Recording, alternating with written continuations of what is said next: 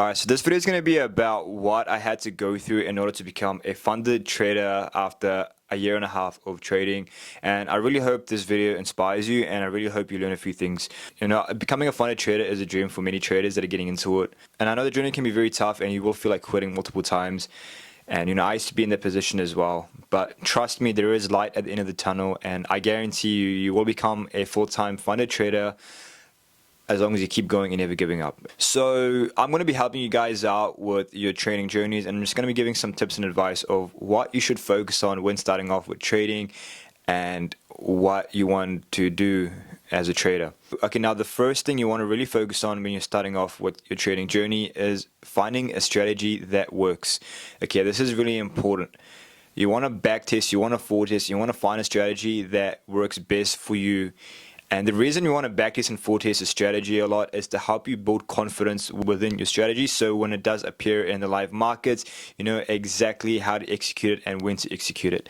Backtesting and forward testing might seem like a waste of time, but it helps you build repetition, and repetition is what helps you improve and become better at what you do.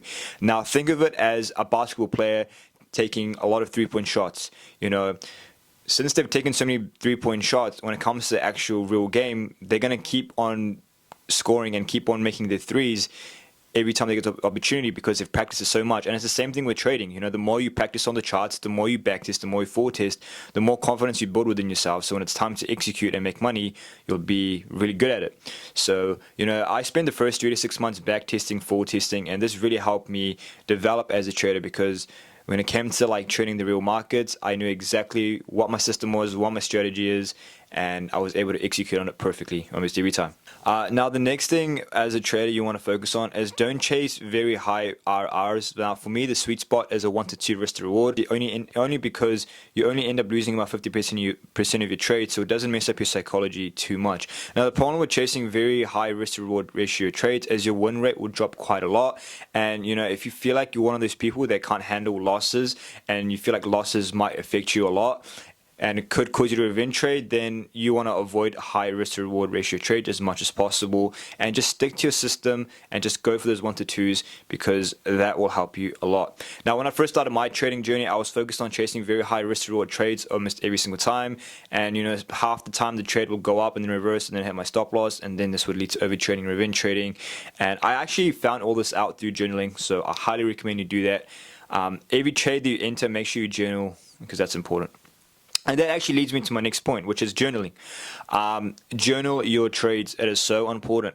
You know, journal your emotions. Journal what you felt during the trade, why you exited early, why you closed early, or what you could have done better, and what your thought process was when going into that trade. You know, these little things are all so important because trading is a mental game. You know, 80% of trading is all to do with your mentality and to do with your psychology. So it's really important that you journal your emotions, so next time you're in a trade, you know exactly what you need to focus on emotionally so you don't end up making mistakes, because the thing that leads to overtrading and revenge trading is making mistakes and getting frustrated and angry. Okay, so if you can limit your mistakes as much as possible when you're in a trade, I guarantee you this will put you ahead of so many traders. And this is something a lot of traders don't talk about. It's about eliminating as many mistakes from your system as possible, because as traders we're not going to be perfect and we all have flaws and weaknesses. So it's important that you recognize your mistakes through journaling, and it's important that you fixed it.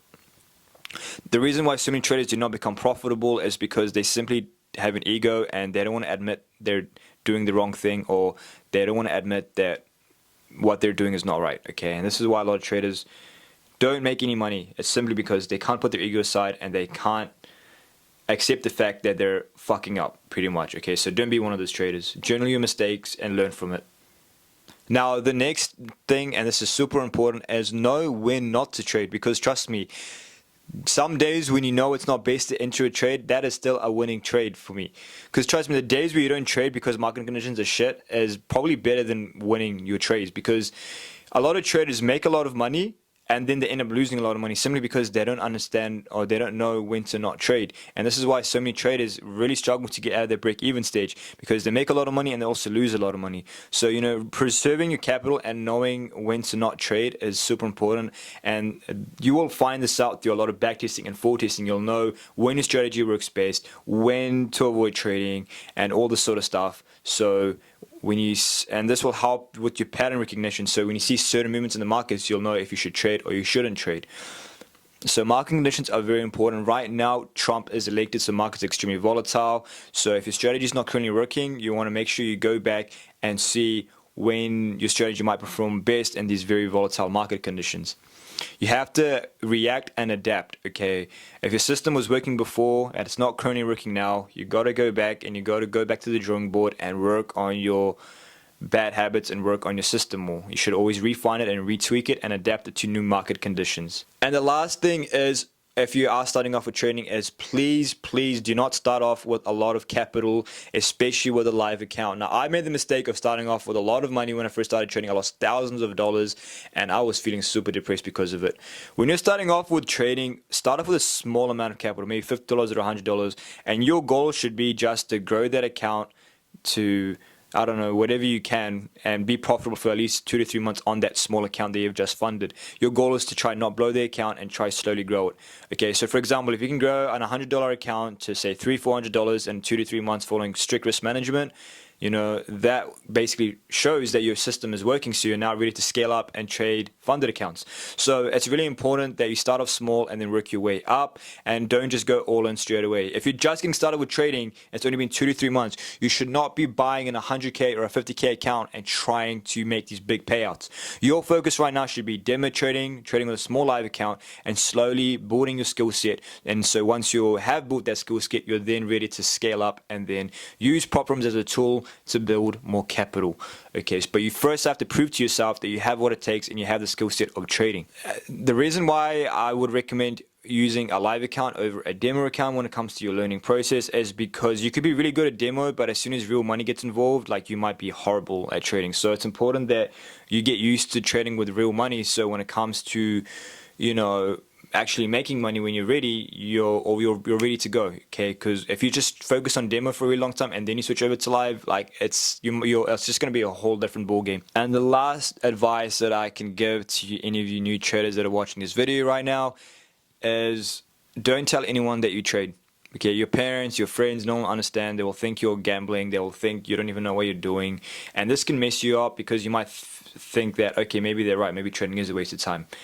Okay, they don't understand what we go through. They don't understand the financial markets like us. So just keep it to yourself and just focus on your skill set and focus on your craft. Okay, work in silence. Okay, work in silence, and once you make it, then you can tell people you're a day trader. Okay, so for now, don't tell anyone that you trade. Just do it in silence. Keep your mouth shut, because outside noise and outside influence can affect your trading big time. Okay, if you see these traders flipping, like, I don't know, $50 into thousands of dollars in 1 or 2 weeks, or you see, you know, traders driving a Lamborghini and this and that, don't think that you're behind in your trading and you need to get this straight away, because this is what's going to destroy your trading when you're starting off. So don't tell anyone you trade, block all the outside noise, move in silence, and just keep on putting in the work. Spend 3 to 4 hours every single day back testing, forward testing, journaling, you know, learning about your strategy, learning about your emotions, learning about your strengths and weaknesses, refining, retweaking. Keep doing this, and I guarantee you will reach profitability in at least a year or a year and a half, or maybe even earlier. Okay, the faster you recognize your mistakes, the faster you recognize what works and what doesn't, the faster you'll reach profitability. I hope this video really helps, and I hope you gain some good knowledge and advice from this video.